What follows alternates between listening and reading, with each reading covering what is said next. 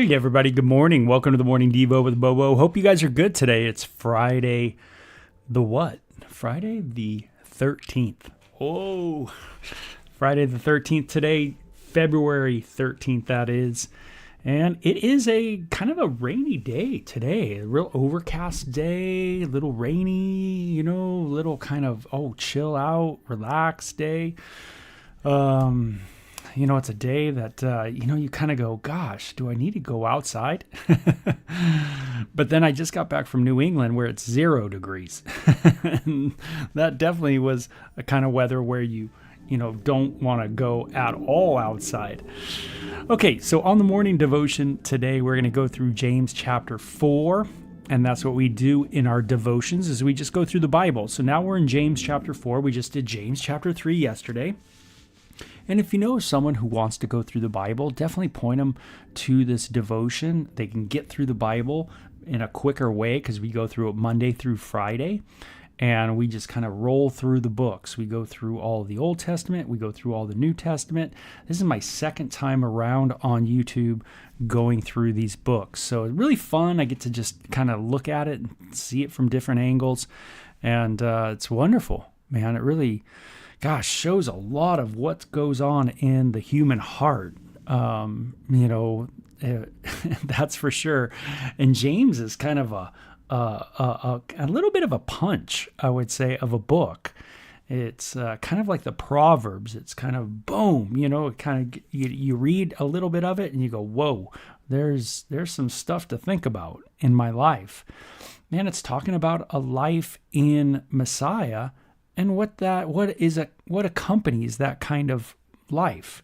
So when you're in Jesus, what does it look like in your life? Well, there should be a humility in your life. We saw that in chapter 3. We should also be, like the way we talk. It should affect the way we talk. That's another thing James talks about. It should be something that regulates our selfishness and makes us look at our own selfishness. It also provides us a joy, a stabilizing joy that the world just can't offer. Okay, so let's get into chapter 4. It says, "What is causing quarrels and fights among you? Don't they come from the evil desires that war within you?" Okay, so all the things, the contention, there's stuff going on in your heart. If I'm contentious and I'm just going at people and I just, blah, blah, blah, go, get at them, what's really going on in the heart? It says, "You are jealous of what others have, but you can't get it." Ooh, is there jealousy? Is there this envy and jealousy that's going on inside? Today, am I going to blame other people or am I going to maybe look at stuff that goes on within me? It's really easy to blame others and to look at their flaws and criticize and think that they're wrong. And a lot of times we just don't even know really what's going on in other people's lives. We don't live with them. We don't know. And yet we are so quick to judge. And sometimes our judgments can be not very merciful. And James says, hey, the factions that you have, they come from something that's within. And he talked already about the wisdom that's from below has a lot of selfish ambition and vain conceit. Those are things that go on within us, within our minds, within our lives, thinking too highly of ourselves, thinking that we all have it together when we don't have it together. And we start, trying to get over on one another, trying to usurp some kind of power play in other people's lives, trying to control them. But notice it's all from within. And that's what I get right off the bat. It says, you are jealous of what others have, but you can't get it. So you fight and wage war to take it away from them. Ooh, that envy, wanting to see people, in a sense, suffer, wanting to see people lose their position, wanting to see people go through difficulty, wanting to see them get theirs, so to speak. Do we live in a culture like that? Do we live in a culture that wants that it's very envious of other people. I would say absolutely. We have a lot of contention. Not a lot of contentment, but a lot of contention. I don't see much contentment in our world. I just see a lot of striving, a lot of fighting, a lot of backbiting, a lot of hating. And we see that it comes from this stuff that's within us. And it says you fight and you wage war to take it away from them. You really want to get at them. I don't know if you've ever had that in your heart where you've ever felt like you wanted to get at someone like that. It says, yet you don't have what you want because you don't ask God for it. And even when you do ask, you don't get it because your motives are all wrong. So we know James is getting at those inside parts of us. What are we doing? Why are we doing it? It says you want only what will give you pleasure. You adulteresses. Now, the reason why he obviously says you adulteresses, and he's, it's a pretty strong word too. He sounds like he shouts it. You adulteresses, right?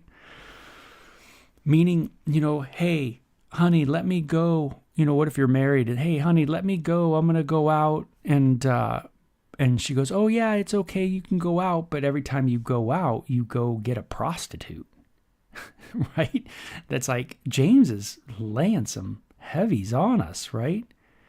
He's saying sometimes the way you talk to God is like, you expect God to say okay to you committing adultery. You think it's okay. You think God's just like the vending machine in the sky that's just going to give you whatever you want so you can go do your pleasurable thing, so you can feed your flesh, so you can gain what you want to gain over on other people. So God, give me that thing, that car, give me that this, give me that house. Oh, I want that house. But it's really inside, really why you want that house has to do with other motivations. You feel better when you get into that neighborhood because you feel a status. You feel like you're part of a status now. I'm part of this crew. I'm on this economic plane. I mean, boy, James is just saying, hey, your heart is not the greatest thing.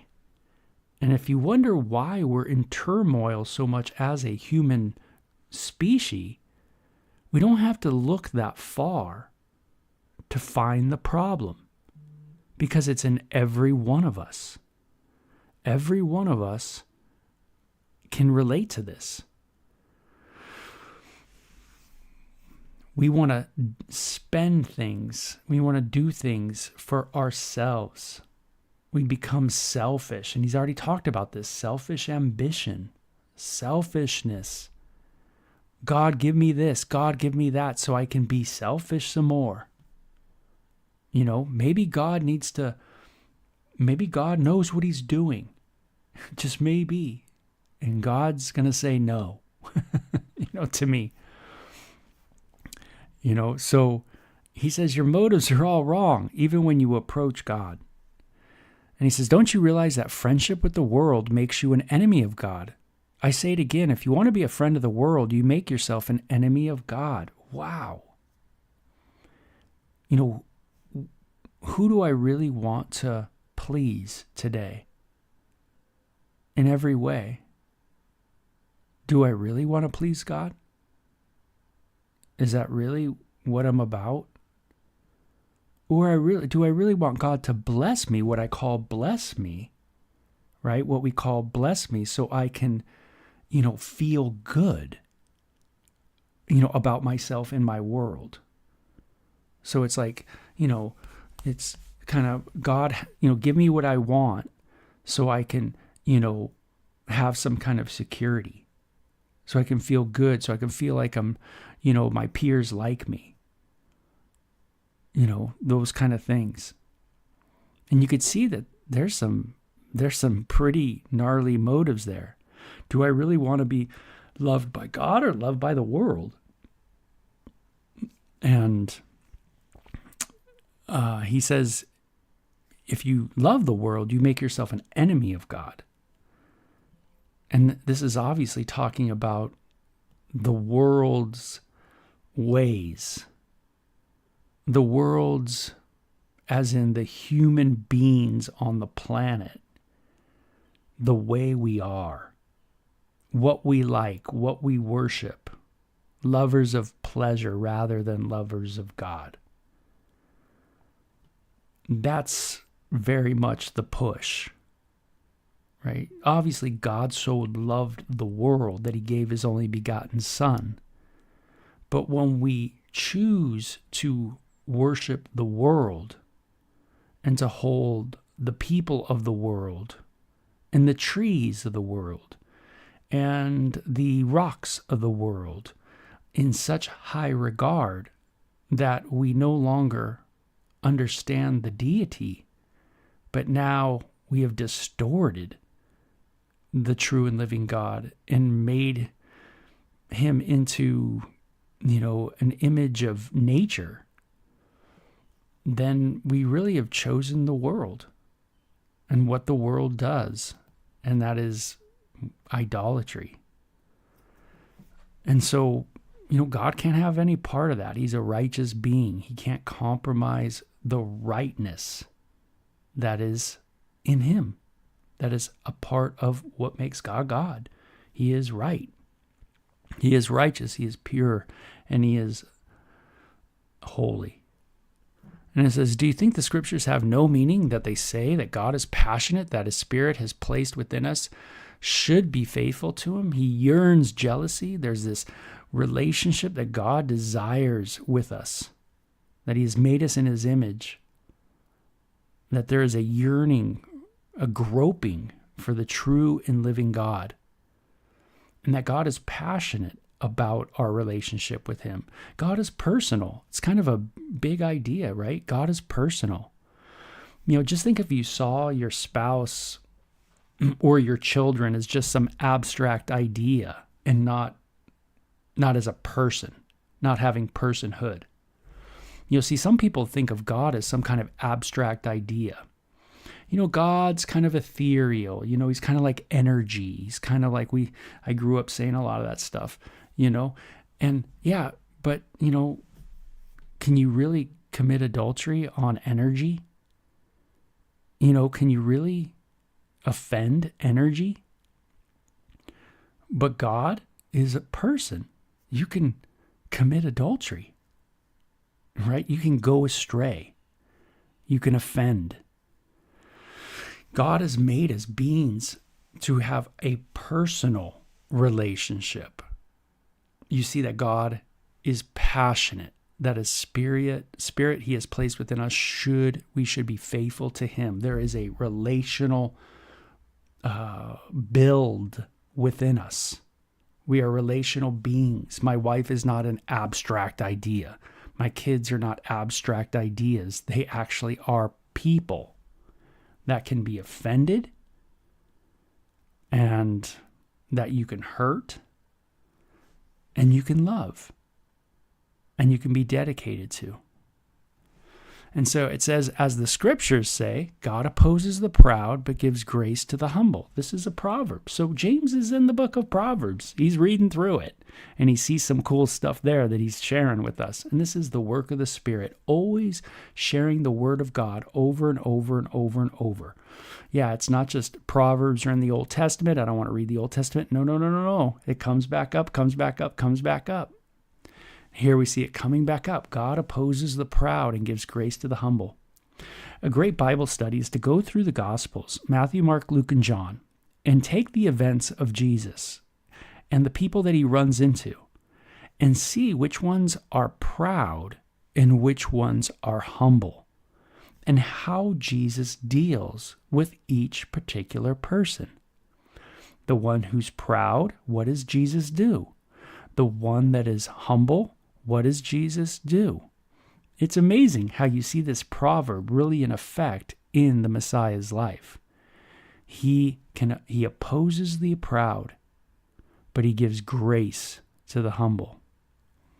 And it says, so humble yourself before God. Hey, that's what James has been talking about. That wisdom that's from above, right? That humility of heart, walking in a humble way. Oh man, yeah, I'm not all that with God. I need to come to God in a right way. Boy, I got to check my motives. I really got to look at my life and how I talk. I really got to see, what my judgments are like and my prejudice. What is really going on in me. I mean, he really dissects, the Holy Spirit's really dissecting us here, breaking us down, and it says, humble yourself before God. This is the place that we need to start. This is, in a sense, first base, if you will, getting in the batter's box, getting ready to hit the pitch.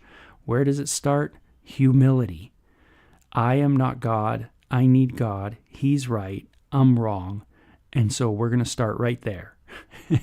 Resist the devil and he will flee from you. How do you resist the devil in this section? Well, it's by humility. God opposes the proud and gives grace to the humble. God opposes the proud heart that comes before him that says, hey, God, I'm going to worship you. You're so good. And you're going to make me, you're going to give me what I want. I want that big house on the ocean. I want this big house here. I want this nice car. I want this over here. I want that over there. And yet, you think God's going to give it to you because, God's that vending machine in the sky and he's supposed to give it to you. And really, it just moves you, in a sense, to start judging other people. You start now becoming this judge, the piety police. You start being a person who thinks you got it all together and that everybody else is doing it wrong, that they just don't have enough faith and you got enough faith. And that's what's gotten you everything that you have. See, you're saying God's given it to you so you can become a jerk. That's what people say all the time. God's given it to me. God's so good. He's given me everything. But you're not a nice person. Right? We've become mean. We become cruel. We become judgmental, jealous, envious still more, to want more and more, to be the one in charge, to be the great speaker, to be the great minister, to be the great spiritual leader. And it doesn't produce a humility in people, but that self-righteousness produces a calamity of sorts, a walk away from God instead of really a walk towards God, which is seen in humility. If God blesses you with something and it's really of the Lord, it's going to produce a humility within me. Something that humbles me, something that makes me go, I don't know what I did. The Lord is good. I mean, I have no clue. It's not, this is why I did it, because I got this method and blah, blah, blah, blah, blah. And if you just do what I do, see, because I have it all together and you don't, and you buy my 5 things. And, you could see how our world of Christianity has almost went back. It's almost flipped, right? It's almost gone totally, completely, parts of it anyway, have gone the way that James is saying don't go. Instead of walking in humility, we tend to walk in pride and arrogance and judgment and things like that. And it says, so wash you hands, you sinners. Ooh. I would imagine if James were to come into our churches today, he might have some words to share. And it says, purify your hearts, for your loyalty is divided between God and the world. Oh boy, does that get me this morning. Yes, is my loyalty divided between the world and God? Man, Beau, I got to look at that. I got to look at that in a real way. Not just hide and say, no, it's all God, it's all God, it's all God. Yeah, I know I'm walking with God. I know I'm walking with God. when really there's things in my life that would say no. My real heart for people might not be exactly what it should be. My actions, the way I treat people, what I spend money on. A lot of things could be really off to look at, to see my motives. The loyalty is divided. It says, let there be tears for what you have done. Let there be sorrow and grief, deep grief. Let there be sadness instead of laughter and gloom instead of joy. Humble yourselves before the Lord, and he will lift you up. The seriousness. Am I really ready and wanting to be serious about my sin? Man, that is something that is kind of a lost art. Just sitting alone, sitting in a quiet place, and just coming humbly before God. Today, with so much technology in our faces, just sitting quietly with God with a real broken heart can be a very difficult thing, but a needed thing. Nothing's wrong with having those tears over your sin. Nothing's wrong with having that remorse. And just going, man, God, what am I doing? I mean, here, that's what, humble thyself before the Lord, and he will lift you up. He will honor you. And it says, don't speak evil against each other, dear brothers and sisters. If you criticize and judge each other, then you are criticizing and judging God's law. It says, but your job is to obey the law, not to judge whether it applies to you. God alone, who gave the law, is the judge. He alone has the power to save or destroy. So do what is right. So what right do you have to judge your neighbor? So notice I'm not to be criticizing. I'm not to be kind of the ruler of the law, because I'm not the giver of the law. God's the giver of the law, and he will be the righteous judge according of the law.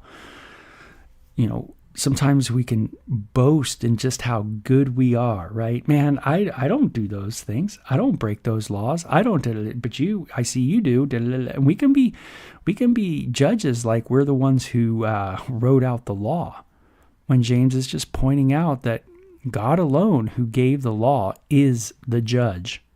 And when you start getting all critical and you get all contentious, then you have become the person who has gone astray.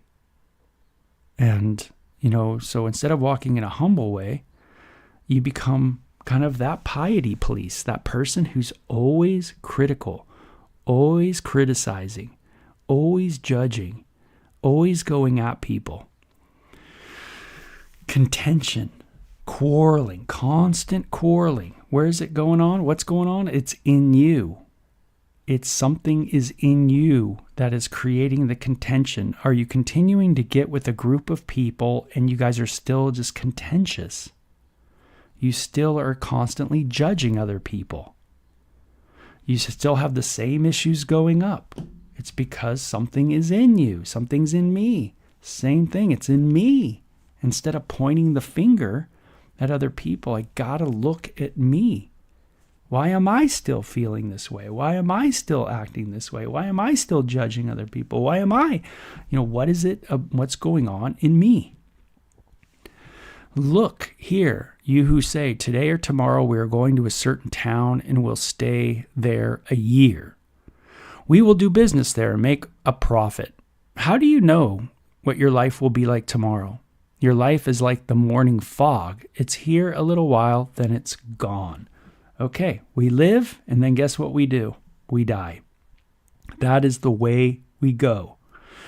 You can fight it. You can try to fight it. But that's the way we go. That's what James is saying. What's your life? How do we know what we're going to do tomorrow? What we ought to say is, if the Lord wants us there, we will live and do that or this. Otherwise, you are boasting about your own pretentious plans, and all such boasting is evil. Remember, it is a sin to know what you ought to do and then not do it. So we see that, like the Sermon on the Mount, that really reveals, when you read the Sermon on the Mount, you really see all of the errors of our ways. That's what it does. It kind of reveals a lot of the stuff that's wrong within human beings, human character, human behavior. James really pushes that as well. The work of the Spirit definitely pushes that to remind us that we too can become presumptuous, pretentious. We can say that we got it together. I have this plan, I got that plan, I got this, I got that and that. And James is saying, you're being pretentious. How do you know you even got that? You don't even know you don't have any control in your life of what's going to happen today or tomorrow or a week from now or a month from now.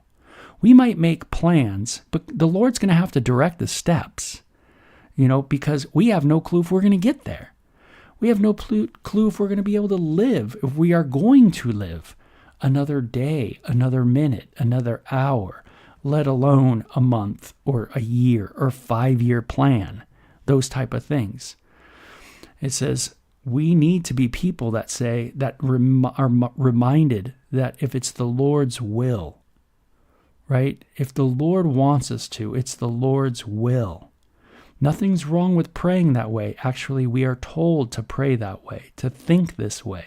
If it's the Lord's will, then then Lord, here's the plan.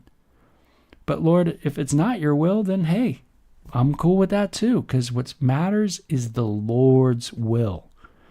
What God wants in my life. Not so much what Beau wants, but what the Lord's will is. And notice, I love the example. It's one of business, right? Hey, we'll go make some money here. We'll go there. I'll work here for a while. We'll make money. We'll go buy this. We'll go take care of that. We'll get a house. We'll do this, blah, blah, blah, blah, blah. And he says, don't be so pretentious. If it's the Lord's will, commit it to God. Bring it to the Lord. Hey, if it's the Lord's will, man, the Lord will provide something. But it's got to be the Lord's will. Not me trying to get over. Not me trying to scratch an itch. And because I want to be in some economic class because it makes me feel good about myself and I feel better. And, because I don't want to live with those people over there. I want to live with those people over there. That makes me feel good and makes me, and what is that all about? Judgment. It's all about judgment. I feel better. I feel better than you. And that's not a good attitude. It's one thing to live. There's a difference to want to live like in a sense, a good community. Meaning to live in a place of rightness, right? Nothing's wrong with having a nation that seeks righteousness, to live in a society that wants to do the right things.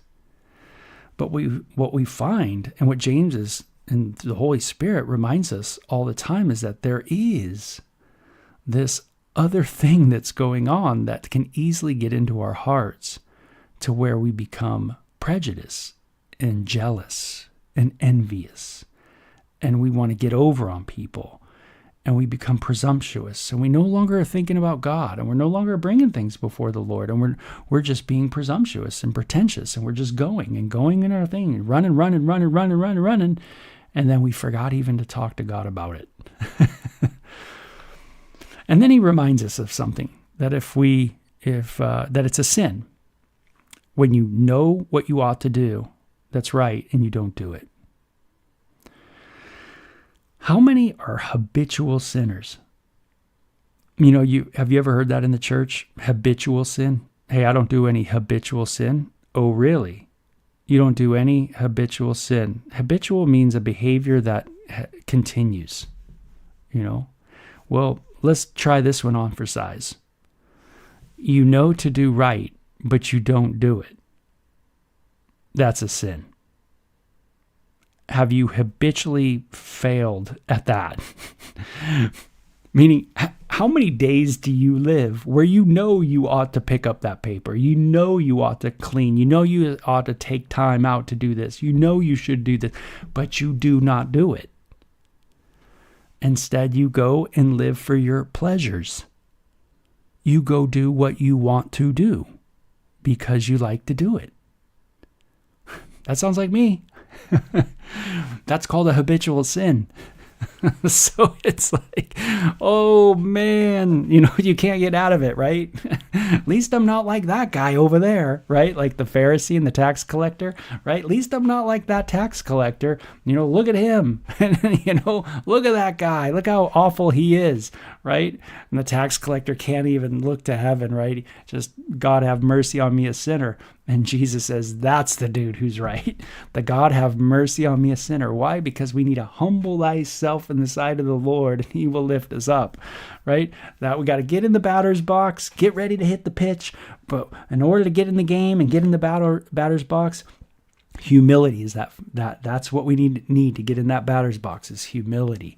That's how we start the walk, right? That's how the game gets going with God, is we got to walk humbly. Whew, man, what a cool section. So many good things. So, okay, that's James chapter 4 in the books, Friday the 13th, Devo. Super cool. Humble thyself in the sight of the Lord. The Lord's Spirit yearns jealousy within us. Where do wranglings come from? They come from within. Hey, why are you judging everybody? You think you're the big judge, that you got it all together, but look at yourself. You're just a pretentious, right? You never go to God yourself, but you're judging everybody else. It's like, there's some good words there. Okay, you guys take care, okay? Bye-bye.